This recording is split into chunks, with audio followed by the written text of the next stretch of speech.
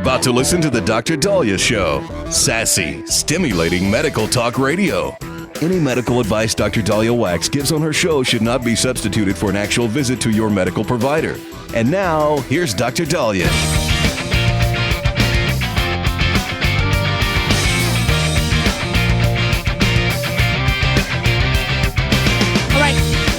Back on the Dr. Daliah Show. Thank you all for tuning in. 1-877-DOC-DALI, 1-877-DOC-DALI. So I don't want to be, a Gen X or one of the older generations, because now Gen X is older. We used to be the young ones, and we're not. We got millennials, Gen Z, Generation Alpha, and now there's Generation Beta. So we're already getting up there. All right. We're almost boomers. And I love the baby boomers, but Gen X's are getting there. And, I don't want to be one of those saying, look, this is how I did it and how I did it works, and the younger generations are being too soft. But there is a phenomenon going on that a lot of us older individuals are watching, and we're wondering if maybe that might kind of hurt human evolution.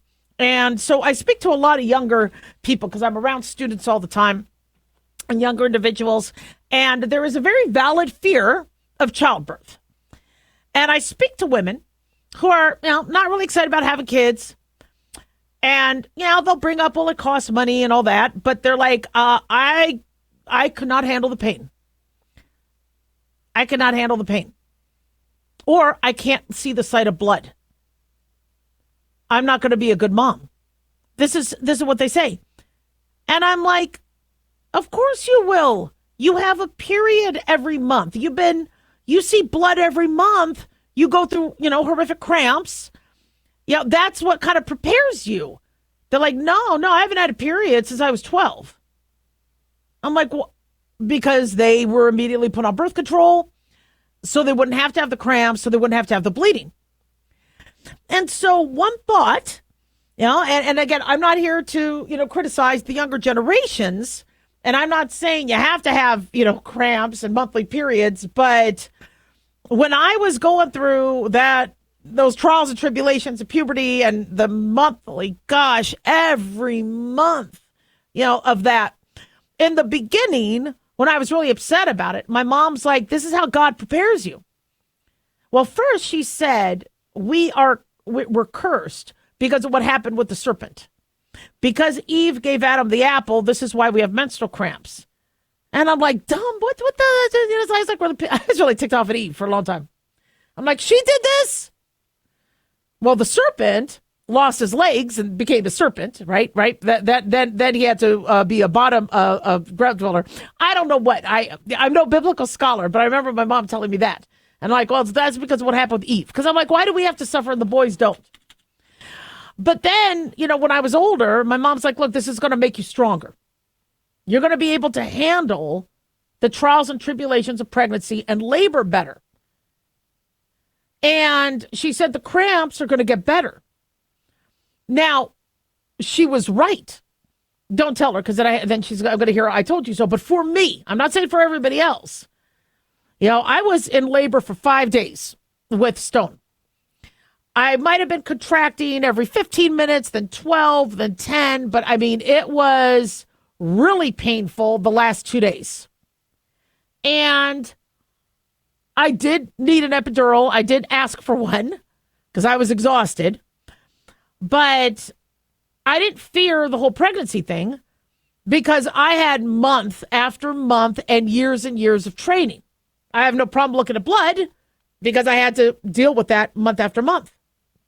And so are we seeing this reluctance of women going through what is really, difficult and challenging because they already aren't going through their own little boot camp? Now, I'm not saying you have to have painful periods to get through childbirth. Childbirth is rough. I know people watch, Rachel on Friends going, it wasn't that hard. It only lasted a few minutes. And she, knocked Ross on the ground, but it seemed pretty easy. And it's a lot more difficult. It is. But as a woman, even though I was scared, I was like, that's just something I have to do. If I want to have kids and I feel that's my purpose to have kids, I just have to go through it. That's just the way life is. And so, we've learned that people don't have to struggle. They don't have to lose so much blood that they become anemic. They don't have to be on the ground rolling in pain. They don't have to miss work. They don't have to lose a lot of their functionality every 28 days, not to mention mess up their clothes.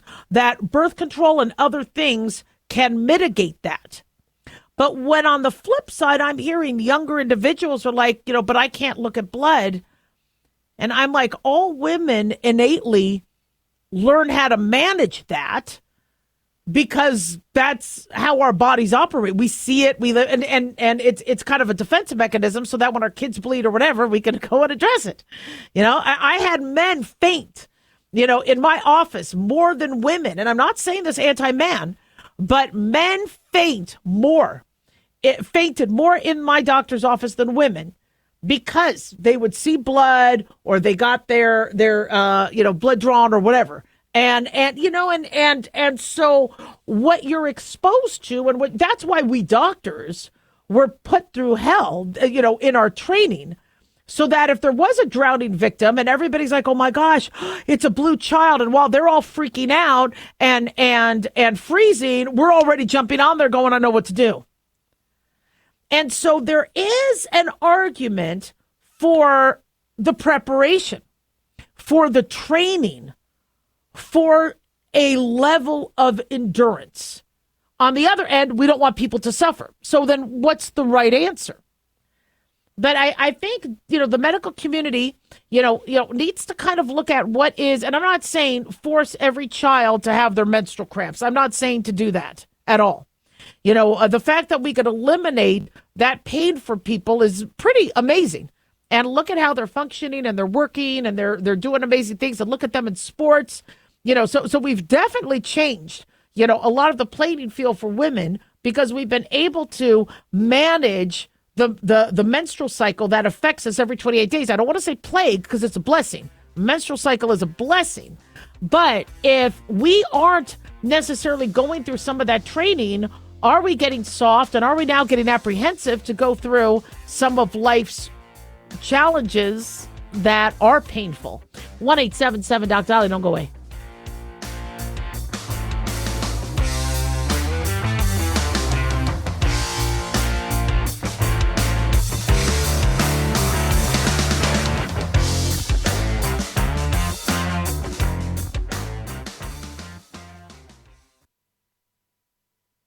Dr. Daliah here. Are you tired, burned out, gaining weight, succumbing to the daily pressures of life? Well, how's your dopamine doing? How you feel right now, how you'll feel an hour from now, and how you'll feel next week is completely reliant on your dopamine. Our daily motivation and willingness to push through challenges depends on the intricate chemical process dopamine provides. Christian Kalikas and I created Deploying Dopamine, a book that tells you what dopamine is, when it dysfunctions, and how to successfully deploy it when needed. Find Deploying Dopamine on Amazon today. Check it out. At Hotshot Secret, we share the science behind common diesel problems and their solutions. For example, Hotshot Secret Stiction Eliminator. stiction, that sticky friction, undermines the performance of diesel engines. Third-party ASTM testing verifies that Stiction Eliminator removes 2 times as much stiction than any alternative on the retail shelf. Stiction Eliminator is formulated to be left in the engine oil. It works as you drive. Available at truck stops, Tractor Supply, O'Reilly's Auto Parts, and online at HotShotSecret.com. Hotshot Secret. Powered by science. In a study, it was found that 33% of 44 herbal supplements had no trace of the advertised herb. Don't let that happen to you. Hi, this is Dr. Mitch. If you want to ensure quality, please go to TotalWellness.com. Supplements made for physicians, only now available to you too. TotalWellness.com, helping you to look good, feel good, and enjoy total wellness. Carl Amari here to tell you about our newest website for old-time radio lovers. It's 100radioshows.com. At this site, there are 5 old-time radio shows waiting for you to download free as our gift to you, and be sure to browse the additional 700 old-time radio shows available to you for 70% off by using the promo code RADIO at checkout. This is a limited-time offer, so log on to 100radioshows.com. That's 100radioshows.com.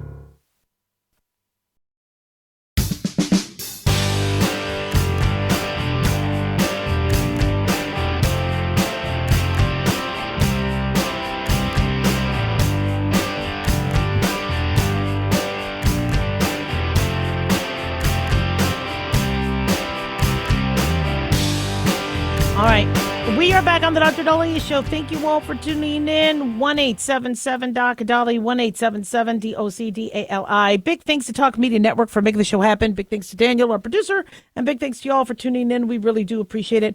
Don't forget to follow us on X or Twitter at Dr. Daliah, Facebook, The Dr. Daliah Show, and on YouTube, click like and subscribe.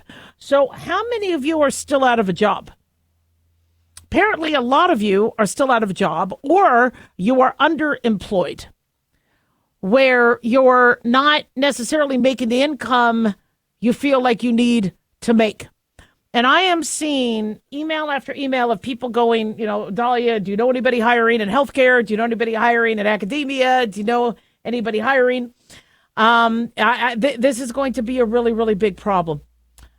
I'm looking at this one article where there's a Gen Xer who was laid off 2 years ago and still can't find a full-time job, trying to figure out what they do with their lives, what their career is going to be.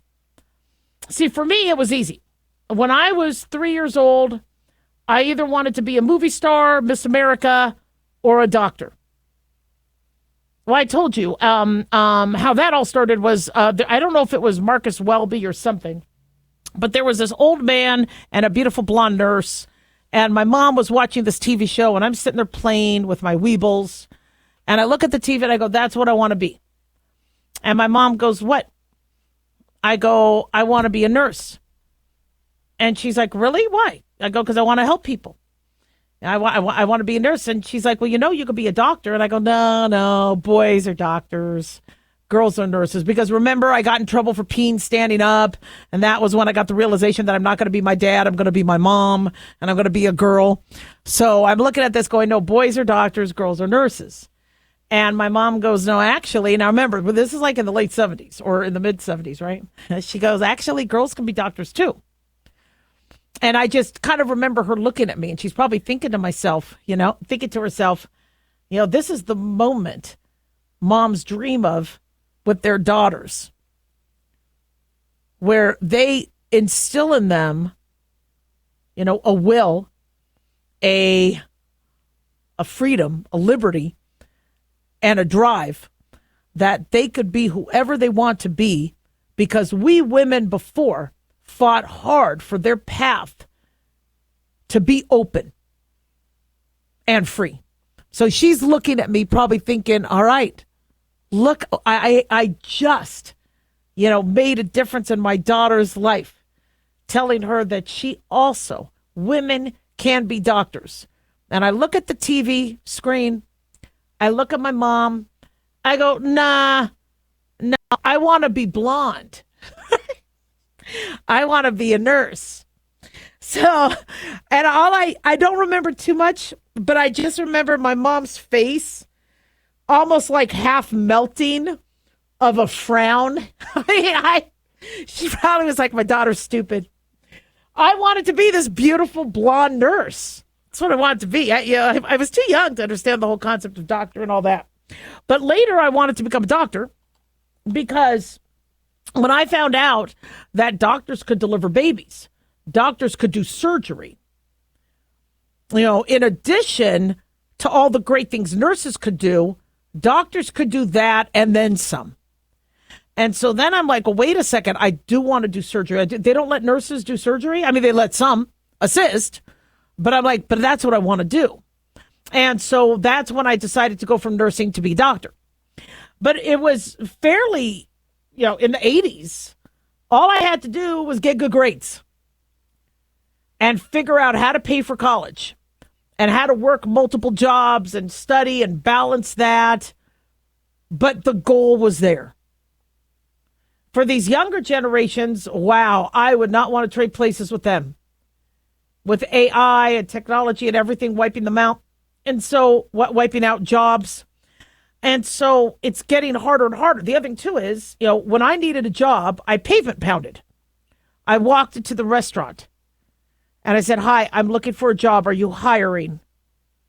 I walked into Jack in the Box. Is the manager here? I'd like to fill out an application. Are you hiring? I would walk into the place. Now it's just submit online. Well, now, rather than you standing out and the manager looking right at you, you're an electric bit, you're electronic, and there's thousands of other applications. This is some scary stuff. One of my listeners says her 3 children are living at home and they're all over 18. And my answer to that is, I don't blame them. And God bless you for supporting them, because if they don't have jobs. Now, see, for me, I was hungry. I never wanted to, live with my parents again. I moved out as soon as I was 18. I wanted to support myself. So if I wanted to support myself and I didn't want to live in my car, I had to work. So that hunger and that need to support yourself drives you to get a job. But if these kids are showing their parents, look, I am applying. I walked into here and they said, go apply. I applied. I'm getting rejected. They got to have a home somewhere. And I really worry about where things are going to go. Now, healthcare, for those of you going, look, can you get a job in healthcare? It depends on what you can do. In healthcare, they need a lot of hands-on. If you're a man, wow, they need you, because lifting, and I'm not saying that's the most glorious job, but there's a lot of patients that need to be lifted and moved. And so there's a lot of medical facilities that are looking for men, because a lot of women have difficulty lifting and moving patients. We still haven't mastered that in 2025, how to move a patient, because we don't want to do it robotically and use a machine and then the machine drops a patient. So we trust humans more. And I agree. So there's a lot of jobs in the healthcare sector if you could be hands-on. Remote, no. But if you're willing to be hands-on, I don't know of any particular places hiring. But again, what I would do is, go to human resources directly, maybe contact them directly and say, look, are you looking? This is what I can offer. Also, one thing about healthcare is the burnout is so high that people are quitting left and right. Once somebody finds a job where they could be remote, they may rethink, some of the positions. Some people, they're going to be career, nurses or career staff, no matter what. But look at us doctors. Look how many doctors decide to go remote and go to telemedicine after COVID. It was just too difficult to run a practice. So if you're willing to work on site, I think you will get a job. But the question people have is, well, what career do I choose? I got to tell you, I think they're always going to need nurses. AI will not be able to replace nursing. It's replacing doctors, not all. Because we still need surgeons and laborists and the hands-on. But a lot of the mental thinking, a lot of the non-surgical specialties, AI is taking over. But you're going to need nurses. And so maybe consider going to nursing school. We're always going to need, I think, mechanics. I understand that Teslas are a little different and all that, but as things go more EV, we're going to need people trained in that. So if you like cars, you might want to go and get training for that, because it's going to be now more about the certification. Employers are going to be looking less at what your college degree is versus what have you done or what do you know how to do. But if most mechanics know how to fix fuel-injected cars and they don't know how to, do EVs, I would learn how to do that. Managing software, AI. I know there's a lot of people in computers, but if they haven't done AI, or in cybersecurity is also huge. So take classes to learn that. Also, be creative. One of my family members needed to make money, and she lives in Florida. So she started a little mini business where she helps older people get their groceries and get their medications. Now, luckily, the pharmacies deliver and the grocery stores deliver, which, by the way, is another job, delivery, Ubering. You doing the delivery, that's going to help, because we're still not at the place yet with drones dropping everything off. So we still have a few years. But, take your pet to the vet. That was a business idea I came up with, where there's a lot of people who have pets, but they just don't have the time or patience to go to the vet and wait and sit. Or they don't want their pets mad at them. So you could be the one to take that pet to the vet and charge, and so be creative with some of your business ideas. 1-877-DOC-DALIAH. Don't go away.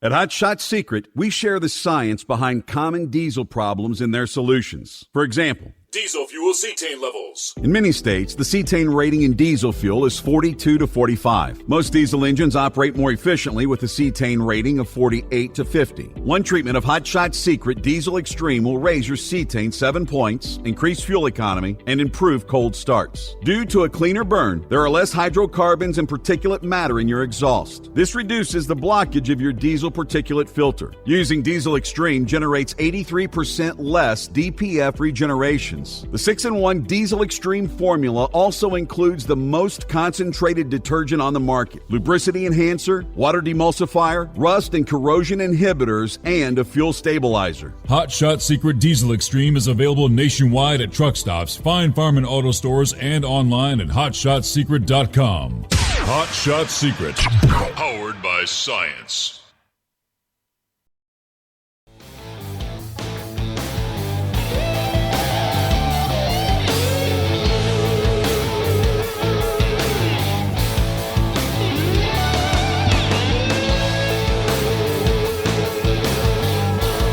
All right. We are back on the Dr. Daliah Show. Thank you all for tuning in. 1-877-DOC-DALIAH, 1-877-DOC-DALI. So remember I told you I was at the Denver, Colorado Aquarium with my son, and we were looking at the starfish, and we didn't realize that they have little intergluteal clefts, or what layman people call butt cracks. I had no idea starfish had that. This is why Patrick on SpongeBob SquarePants has a tushy. It's not anatomically incorrect. Right? Apparently, these starfish have tushies. So I posted some pictures of that. I thought that was fascinating. And, we as humans will find humor, and we will find some things within nature that might, be innocently there. And we decide to capitalize on it. Once you see it, you can't unsee it. But I have told you guys for a while that you might want to take a look at what your kids are texting, what your kids are emojiing, what their little acronyms are, LOL, laugh out loud. Yeah, but there's some other ones that might actually be cluing you in to some very serious behavior issues, some risky behaviors, suicidal thoughts. And so every now and then we get some updated lists. I don't have a lot of the new, shall we say, codes and texts, still FOMO is there and things like that, but they don't use that. That's now kind of old school. But interestingly, Daily Mail has this piece on how some of these emojis may be sinister and people might be using them because of the sexual connotations. So the peach, banana, and the eggplant apparently are commonly used to refer to as genitalia.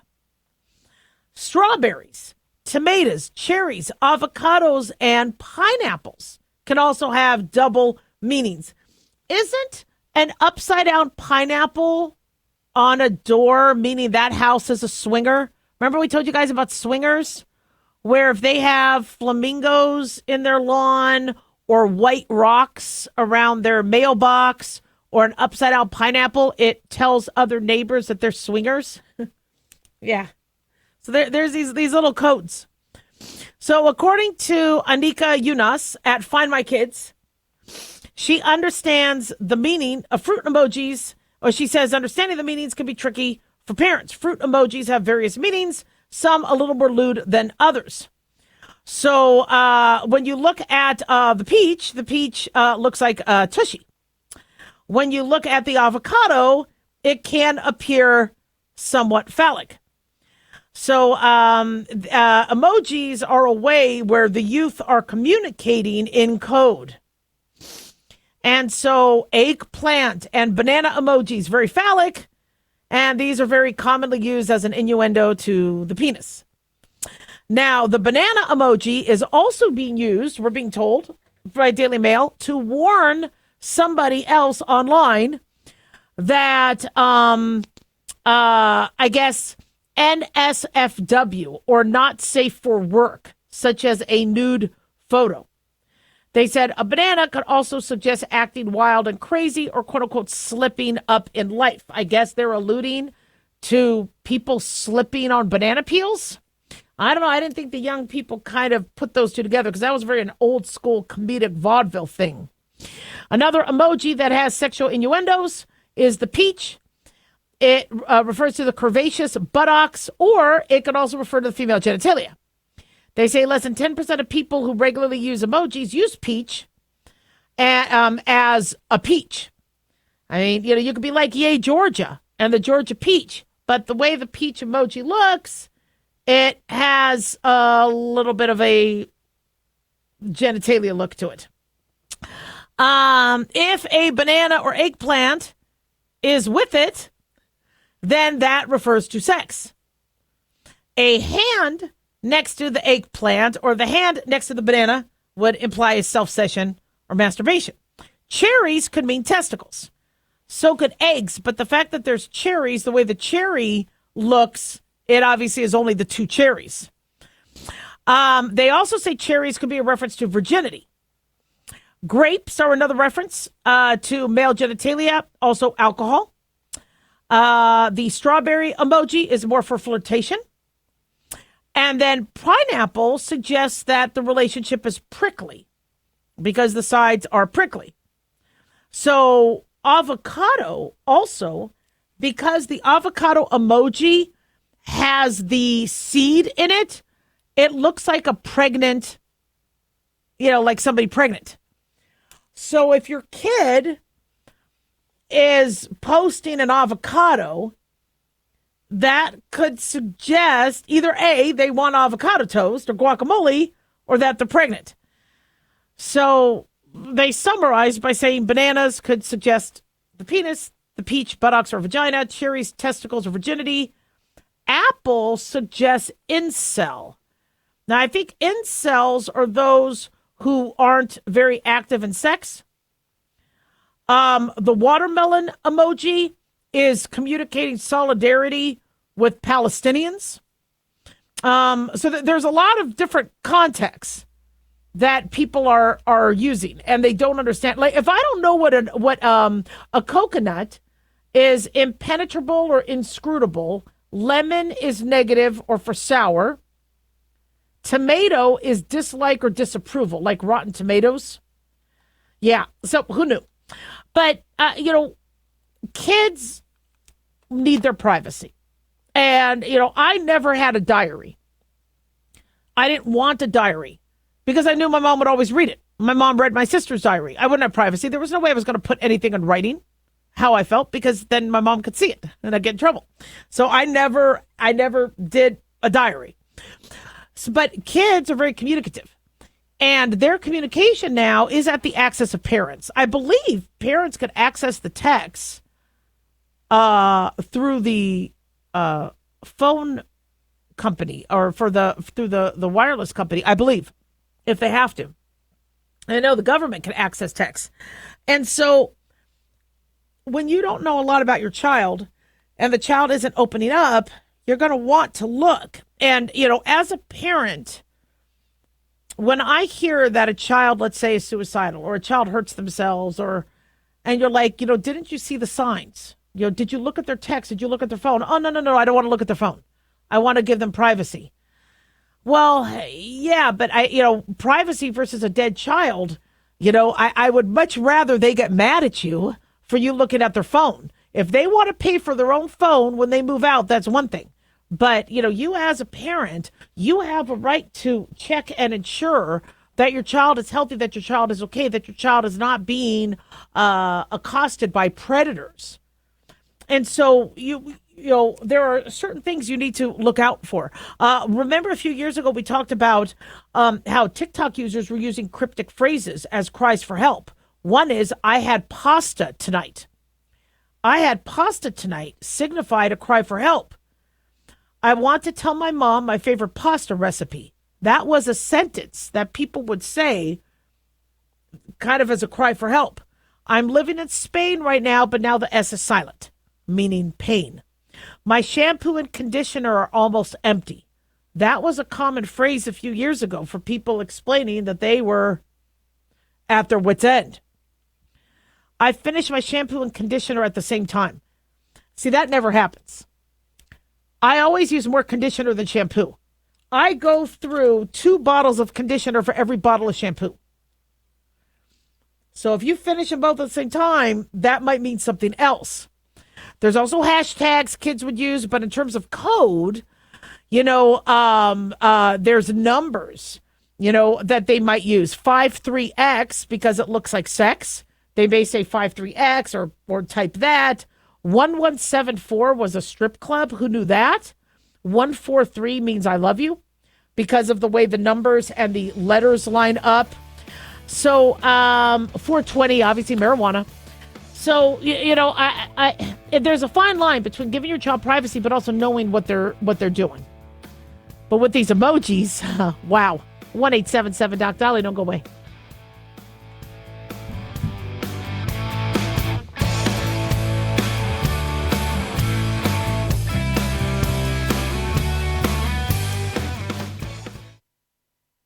Hi guys, Dr. Daliah here. Addictions can sneak up on us and come in many forms, whether it's drugs, alcohol, sex, video games, porn, or something less obvious such as food, internet, or shopping. Addiction can seem innocent at first and then evolve into an insurmountable evil. In our book, Addiction Basics, Caitlin Kalikas and I dive into the common addictions and provide tips for identifying and preventing these before they sneak in and take over our lives. Addiction Basics can be found on Amazon or my website, drdaliah.com. Check it out. At Hot Shot Secret, we share the science behind common diesel problems. For example, Diesel fuel cetane levels. the cetane rating in diesel fuel is 42 to 45. Most diesel engines operate more efficiently with a cetane rating of 48 to 50. One treatment of Hot Shot Secret Diesel Extreme will raise your cetane 7 points, increase fuel economy, and improve cold starts. Hot Shot Secret Diesel Extreme is available nationwide at truck stops, fine farm and auto stores, and online at hotshotsecret.com. Hot Shot Secret, powered by science. At Hot Shot Secret, we share the science behind common diesel problems. For example, Product claims without proof. every trucker on the road has heard product claims about an additive that simply didn't match their experience. Proof is found from third-party testing by a recognized, credible source. That's proof. Hot Shot Secret Stiction Eliminator will improve your performance and fuel economy. For proof, we engaged the Ohio State University Center of Automotive Research to conduct an EPA-certified fuel economy test with Stiction Eliminator on a FedEx truck, a 2006 P500 Freightliner with 247,000 miles. The test showed a 3.6% increase in highway driving fuel economy from Stiction Eliminator, an oil additive. The complete report from OSU is available for download at hotshotsecret.com. That's proof. Hot Shot Secret Stiction Eliminator, available at truck stops, Tractor Supply, O'Reilly's Auto Parts, and online at hotshotsecret.com. Hot Shot Secret, powered by science.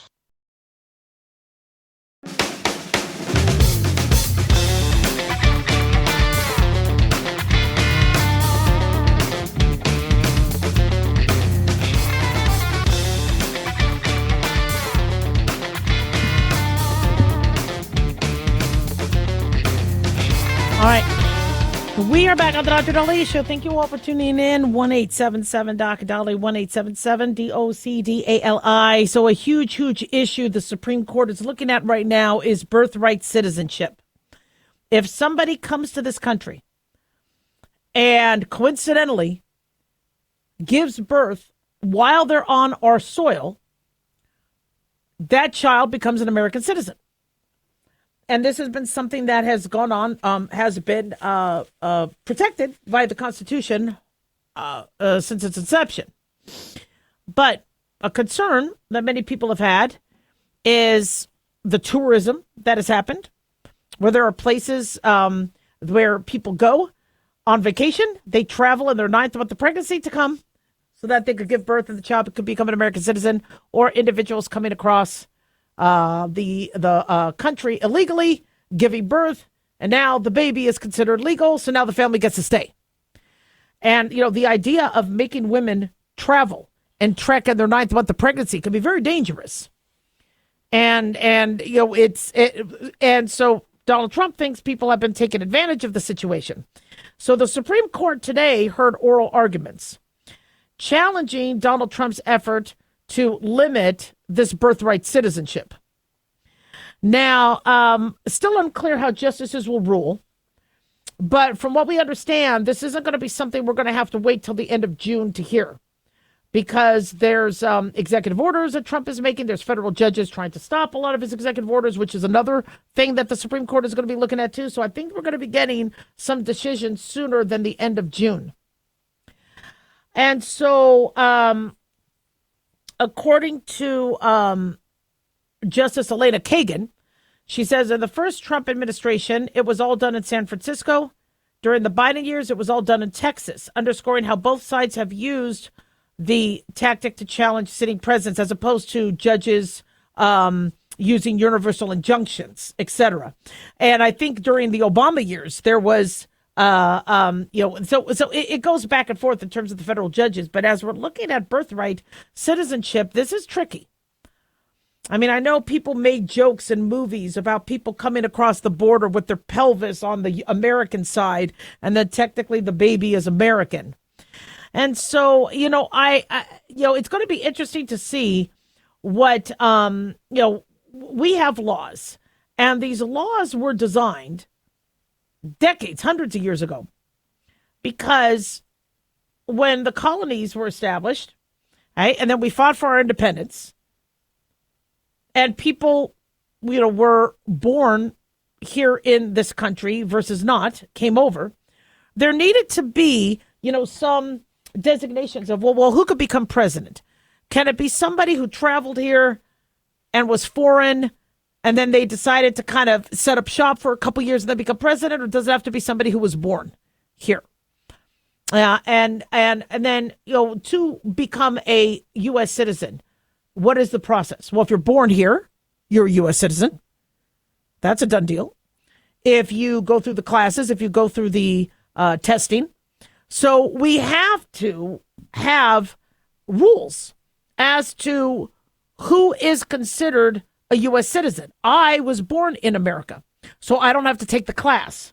I should be able to pass civics and history and understand U.S. history.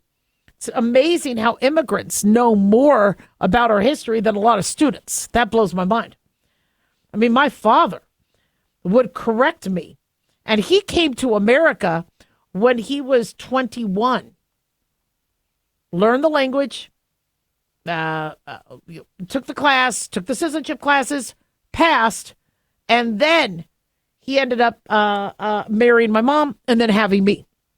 And I remember my father correcting me on some of my history. Right?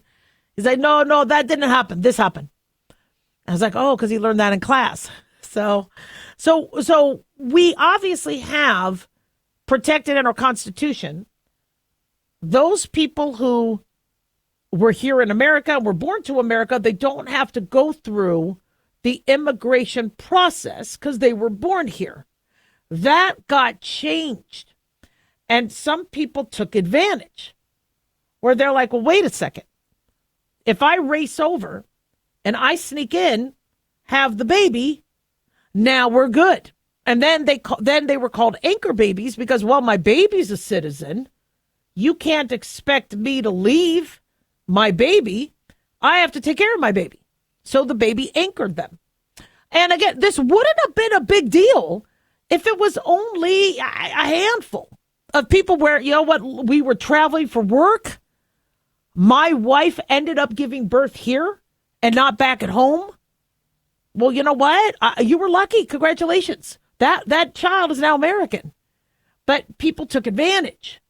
So now we have this situation where, we were seeing pregnant women coming across the border, very unhealthy, going through what they went through, putting the fetus at risk, putting themselves at risk, just so they could get that opportunity for the child. And again, they did it out of love. I mean, I don't blame a lot of these parents. America's the best country in the world. But maybe because now people are finding loopholes and ways to take advantage, do we have to reevaluate that? You know, it's not people that came over in colonial times, helped fight for America, set up a home, decided to have a family, and now have the first babies born on American, now recognized as America's soil. It's different than that now. So, it'll be interesting to see what the Supreme Court does, but we definitely have a lot of reevaluating to do. We do have some breaking news. We're being told this air traffic control mess. I don't understand why all of a sudden now, in the last 5 months, it has been disaster after disaster. Thank God nobody hurt, but we are being told that Denver air traffic controllers lost communications for 90 seconds on Monday. Air traffic controllers had radio silence or no eyes on the planes for 90 seconds. The FAA is investigating what caused this outage at Denver International Airport. Is the latest of a slew of air traffic control blackouts. Newark has had some, apparently notorious for it. And so we're being told by the FAA that part of the Denver Air Route Traffic Control Center experienced a loss of communications for approximately 90 seconds around 1:50 p.m. local time when both transmitters that cover a segment of airspace went down. Both transmitters. Controllers use another frequency to relay instructions to pilots. Aircraft remained safely separated, and there were no impacts to operations. Now, is this something that has happened before in previous years and only now it's making news? Or is all of a sudden all these systems crashing? What's going on? But this is unacceptable. As many as 20 pilots flying into the airport were unable to speak with air traffic controllers during the outage, according to Denver 7. Sources told the outlet that a controller was able to contact one pilot using a guard line, which is what a pilot uses in distress, and the pilot was able to tell the other aircrafts to change frequencies. 4 frequencies from the 2 main towers were already out of service to begin with. Okay, this is getting ridiculous. Now, we are being told that part of the reason is this never got fixed. What we're being told from this administration is this never got fixed in previous administrations, and that the FAA has been using antiquated equipment. So all previous administrations are at fault then. And here we are in 2025, seeming to have issue after issue. And it could just be they're being conveyed more, but after we had that mishap, that horrible tragedy at Reagan National, and we got a lot of splitting to do. 1-877-Daliah, don't go away.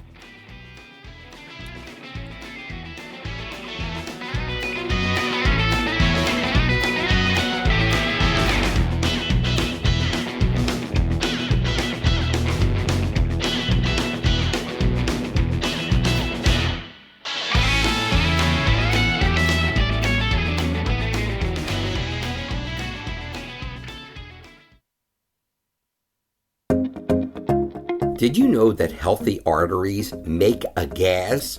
Yes, actually 3 known gases.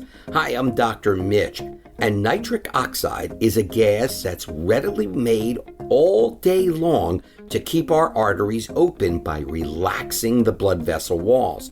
By doing this, our circulation is increased, bringing blood, oxygen, and nutrients to every part of your body. Both age and poor diet can lead to a loss of this precious gas, and in turn, blood pressure can go up, energy can go down, and you can get tingling in your hands and feet. Well, our product, Ultimate Nitric Oxide, can easily help fix this lack of nitric oxide. Go to TotalWellness.com. That's TotalWellness.com, where we are helping you to look good, feel good, and enjoy total wellness.